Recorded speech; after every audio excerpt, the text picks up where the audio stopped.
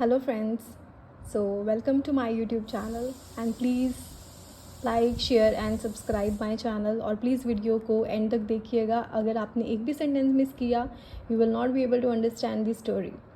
Okay so let's start. So this is a chapter the cloud जो कि third class का chapter है in CBSE books and this is a folk tale. Folk tale means एक ऐसी story जो कि generation to generation pass on होती है ऑरली, स्पेशली फॉर एग्जांपल जैसे कोई फोक सॉन्ग्स होते हैं जो one generation to another generation pass on होते हैं. Similarly this is a kind of a story जो कि एक फोकलोर है, एक generation to generation pass on हुई है. So let's start with the chapter. So the chapter's name is the cloud. In this chapter जो क्लाउड वर्ड है it is a personification. Personification means जब किसी भी नॉन लिविंग थिंग को as a person जो है वो शो किया जाता है. सो इन दिस चैप्टर क्लाउड जो है उसे पर्सोनीफाई किया गया है. क्लाउड को एक as a human being show किया गया है, एज अ फीमेल शो किया गया है. So let's start our chapter. One hot summer morning, little cloud rose out of the sea and floated lightly and happily across the blue sky. So, in the first sentence, we get to know about the season.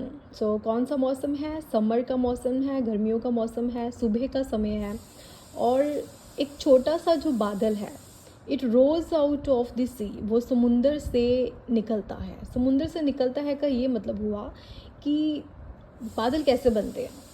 Obviously जो पानी होता है समुंदर में, lakes में, reverse में, वो धीरे धीरे इवेपोरेट होकर क्लाउड बनता है. तो यहाँ पर इस जो राइटर है उसका कहने का ये मतलब है कि जो क्लाउड है वो सी से बना है and it floated lightly and happily across the blue sky. और ये जो क्लाउड है ये फ्लोट कर रहा है, ऑब्वियस ये बहुत ज़्यादा हल्का है and it is very happy also. और ये बहुत खुश है और ये नीले आसमान में बहुत ही आराम से फ्लोट कर रहा है. फ्लोट मीन्स तैरना. जब भी कोई चीज़ मूव होती है किसी लिक्विड के ऊपर या एयर के ऊपर बिना किसी फोर्स के, तो that is called float. She could see the earth far below her. So बादल जो है वो जब नीचे देखते हैं वो क्या देखती है, बादल को एज अ फीमेल शो किया गया है. What did she see on the earth? She saw that the earth was brown and dry. Why brown and dry? Why it was dry? क्योंकि बहुत ज़्यादा गर्मी का मौसम था तो बहुत ज़्यादा ड्राई था. ऑब्वियसली गर्मियों में जैसे हर जगह सूखा पड़ जाता है तो वो बहुत ड्राई था. Little cloud could see the people of the earth working hard under the hot sun. So little cloud ने नीचे जब देखा उसने देखा कि वहाँ पे बहुत सारे लोग थे जो हार्ड वर्क कर रहे थे. They were working under the hot sun. बहुत ज़्यादा गर्मी थी but obviously they had to do work, they had to do work to earn, to get food. They were in the fields with no trees to give them any shade. वो खेतों में थे and there were no trees. वहाँ पर कोई भी पेड़ नहीं थे जिसकी छाँव में वो बैठ सकें, आराम कर सकें और ठंडी हवा ले सकें. And here she was floating here and there in the morning breeze without a care. और जो क्लाउड था वो फ्लोट कर रहा था यहाँ वहाँ ब्रीज में. सुबह सुबह की जो ताज़ी हवा होती है दैट इज़ कॉल्ड ब्रीज. तो वो बिना किसी टेंशन के, बिना किसी परवाह के बादल जो है वो घूम रहे थे. Oh if I could only help the poor people down there. So जो क्लाउड है वो बार बार क्या सोचती है कि काश मैं इन गरीब लोगों की कुछ मदद कर सकती जो इतनी गर्मी में काम कर रहे हैं, इतनी गर्मी में हार्ड वर्क कर रहे हैं. If I could make their work easier. काश मैं उनके काम को आसान बना पाती.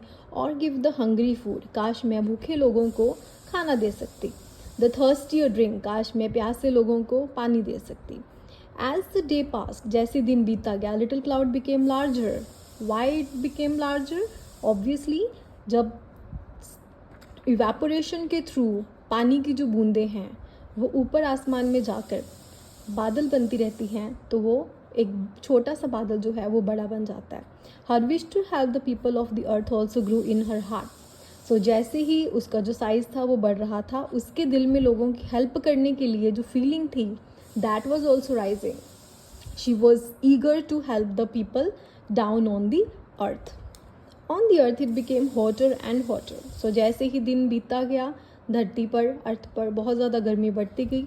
People were fainting under the heat. So लोग जो थे वो बेहोश हो रहे थे गर्मी में. बहुत ज़्यादा गर्मी होने की वजह से लोग बेहोश हो रहे थे. Yet they had to continue working because they needed food. But Still, they were working. They were forced to work also because they had to earn for their living. They had to earn their food. Sometimes the student looked up at little cloud. कभी कभी वो खड़े हो रहे थे और ऊपर आसमान की तरफ बादलों को देख रहे थे, जैसे कि वो प्रे कर रहे हो. वो क्या प्रे कर रहे हो? If only you could help us. जैसे वो बादल से कह रहे हो, सिर्फ तुम ही हमारी मदद कर सकते हो. How did the heat affect the people on the earth? So this question is about कि जो अर्थ में जो लोग काम कर रहे हैं उसको किस तरीके से हीट जो है वो अफेक्ट कर रही है. Obviously due to heat people were unable to work properly. They were feeling hot, they were fainting, वो बेहोश हो रहे थे. सो उन लोगों को देखकर क्लाउड ने क्या सोचा? I will help you. She was again and again saying I will help you, I will. She was very much certain that she would help the people on the earth. So this shows that she was feeling empathy. She was feeling bad for the people down on the earth who were working hard in the sun, and she was eager to help them. So this is the first part of the chapter, and मेरी next video में second part ज़रूर देखिएगा. Thank you.